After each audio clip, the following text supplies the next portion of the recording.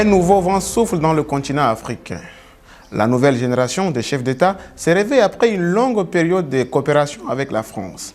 De Bamako à Ouagadougou, en passant par Niamey et tout récemment N'Djamena et Dakar, la souveraineté s'annonce. L'attitude des autorités françaises doit changer pour prendre en compte cet élément, qu'il y a des autorités responsables au niveau du Mali et que seul un engagement avec ces autorités permet de gérer leur présence au Mali.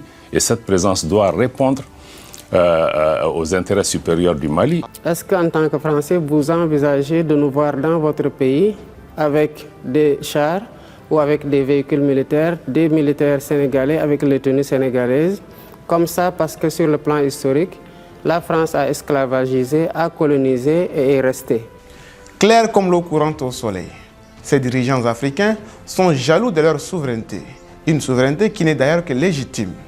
Cette prise de position est mal perçue par Emmanuel Macron, président de la République française. Je crois qu'on a oublié de nous dire merci. C'est pas grave, ça viendra avec le temps.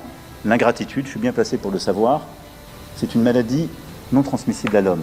Et je le dis pour tous les gouvernants africains qui n'ont pas eu le courage vis-à-vis de leurs opinions publiques de le porter, aucun d'entre eux ne serait aujourd'hui avec un pays souverain si l'armée française ne s'était pas déployée dans cette région. Mais enfin, quelle mouche a piqué Emmanuel Macron?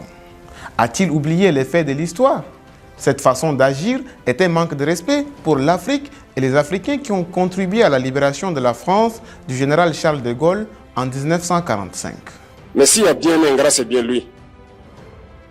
Je pense que s'il n'est pas athée et qu'il prie, à chaque matin qu'il se réveille et qu'il prie, il devrait aussi prier les Africains.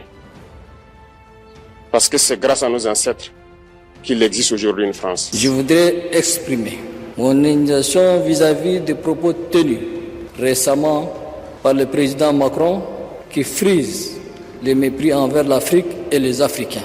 Je crois qu'il se trompe d'époque. Le divorce est total. Fini donc le paternalisme. Si les Africains, après 65 ans d'indépendance, décident de rompre les relations avec la France, ce n'est pas un fait du hasard. Ils veulent prendre en main le destin de leur pays et écrire une nouvelle page de leur histoire. Une histoire qui leur permettra de hisser l'Afrique au summum du développement.